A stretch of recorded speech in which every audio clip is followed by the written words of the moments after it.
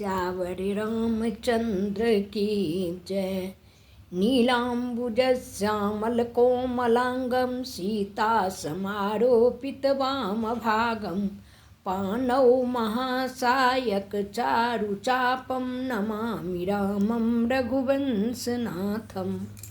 अतुलितबलधामं हेमशैलाभदेहं दनुजवनकृशानुं ज्ञानिनामग्रगण्यं सकलगुणनिधानं वानराणामधीशं रघुपतिप्रियभक्तं वातजातं नमामि। कर्पूरगौरं करुणावतारं संसारसारं भुजगेन्द्रहारं सदा वसन्तं हृदयारविन्दे भवं भवानी सहितं नमामि। त्वमेव माता च पिता त्वमेव बन्धुश्च सखा त्वमेव विद्या द्रविणं त्वमेव सर्वं मम देव। जनकसुता जगजननी जानकी अतिशय प्रिय करुणा निधानकी। ताके जुगपद कमल मनाबं जासु कृपा निर्मल मति पाबं। श्री गुरु चरण सरोज रज निज मन मुकुर सुधार बरनौं रघुबर विमल जसु जो दायक फल चारु। सियावर रामचंद्र की जय।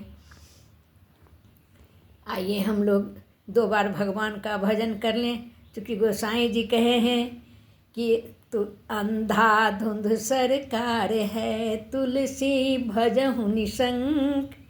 अंधाधुंध सरकार है तुलसी भजहु निशंक। रीझे खीझे दिन्हे परम पद रीझे दिन्हे लंक। कहते हैं कि हमारे भगवान जो हैं तो रीझ भजो या खीज। रीझते हैं तो लंका का राज्य दिए विभीषण पर, रीझ गए तो खींच गए तो रावण को परम पद दे दिए। इसलिए 2 बार प्रभु का नाम। श्री राम जय जय राम। श्री राम जय जय राम। श्री राम जय जय राम। श्री राम जय जय राम। श्री राम जय जय राम। श्री राम जय जय राम। श्यावर रामचंद्र की जय। वीर बजरंगबली की जय। उमापति महादेव की जय। हर हर महादेव। आइए हम लोग लंका की एक छवि का अवलोकन करें। भगवान सेतु बंध बना के समुद्र पार हो गए हैं और लंका में प्रवेश कर गए हैं। और वहाँ सुबेल पर्वत पर भगवान बहुत सुंदर एक शिला, शुभ्र शिला है, जिस पर लक्ष्मण जी कोमल कोमल वृक्ष की पत्तियों को बिछाए हैं, फूल की पंखुड़ियों को बिछाए हैं, मृगछाला बिछाए हैं, उस पर प्रभु आसीन हैं। संध्या का समय है, पूर्णिमा का दिन है, पूर्णिमा की रात्रि है। पूर्व दिशा में चंद्रोदय हो गया है। भगवान सुग्रीव की गोद में, सुग्रीव जी मित्र हैं, तो सुग्रीव की गोद में भगवान सिर रखे हुए हैं और कान के पास विभीषण जी मंत्रणा कर रहे हैं। दाएं और बाएं और भगवान का धनुष और तरकश रखा हुआ है। अब बाण सुधार रहे हैं और लक्ष्मण जी पहरा दे रहे हैं, भगवान के पीछे खड़े हैं, चूँकि दुश्मन की नगरी में आए हैं। और बड़भागी अंगद हनुमान चरण कमल चापत विधिनाना। और अंगद जी और हनुमान जी भगवान के चरण चाप रहे हैं। विभीषण जी और सुग्रीव की तो गोद में ही दिए हुए 5 आदमी की झांकी है। तुलसीदास जी कहते हैं, धन्य ते नर यही ध्यान ते रहत सदा ललीन। इस ध्यान को जो अपने हृदय में बसाते हैं अथवा स्मरण करते हुए धन्य हैं। तो चले, भगवान जब देखे कि पूर्व दिशा में चंद्रमा का उदय हो गया है, तो भगवान ने एक प्रश्न पूछ दिया। अपने साथियों के मन की बात जानने के लिए अथवा विनोद के लिए भगवान ने एक प्रश्न खड़ा कर दिया। कह प्रभु ससीम हूँ मैं चकताई, कहूँ काह निज निज मति भाई। कह सुग्रीव सुनहु रघुराई, शशि मह प्रगट भूमि की छाई। मारे राहु शशि कह कोई, उर्मह पड़ी श्यामता सोई। को कह विधि जबरति मुख किन्ना, सार भाग शशि कर हरिलिन्ना। छिद्र सुप्रगट इंदूर माही, तेहि मग देखिए नभ परिछाई।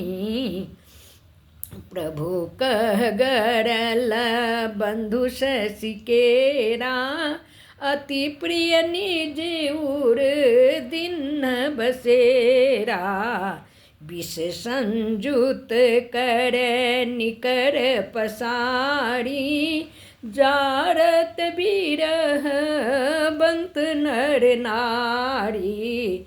कह हनुमंत सुनहु प्रभु, शशि तुम्हारे प्रिय दास।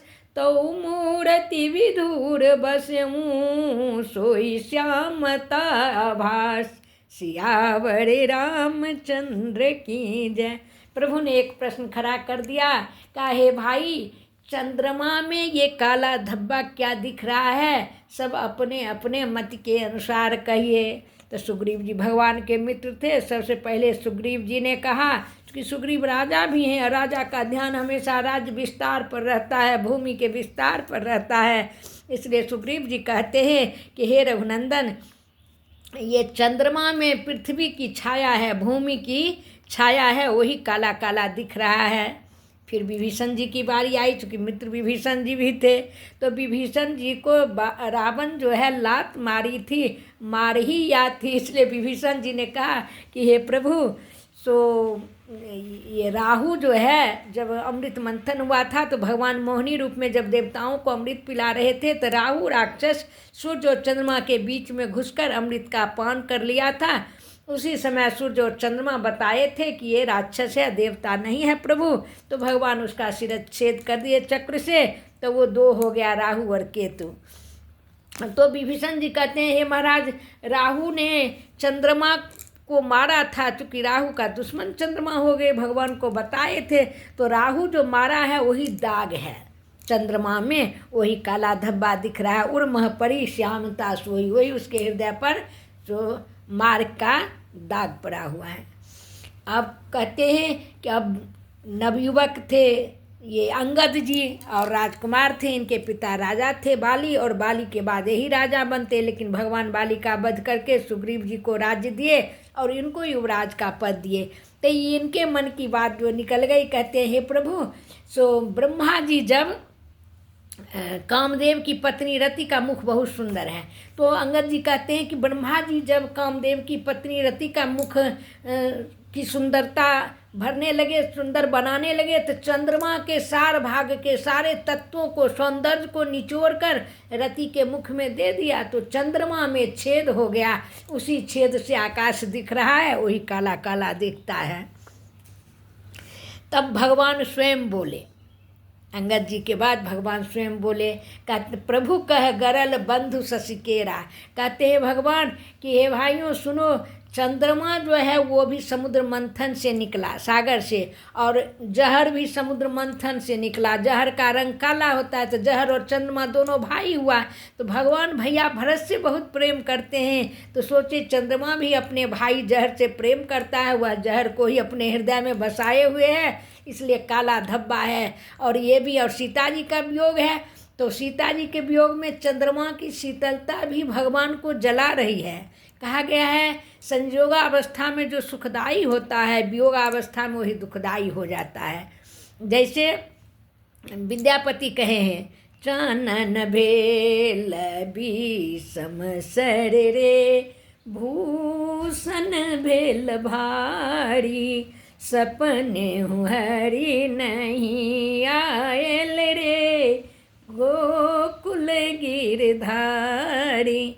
जब भगवान कृष्ण थे तो गोपियाँ चंदन लगाती थी, तो चंदन का तो गुण है शीतल और सुगंध देना। लेकिन जब भगवान चले गए तो गोपियों को चंदन जलाने का काम करता कि चानन भेल विषम सररे, ये तो चंदन मुझे जहर की तरह जला रहा है।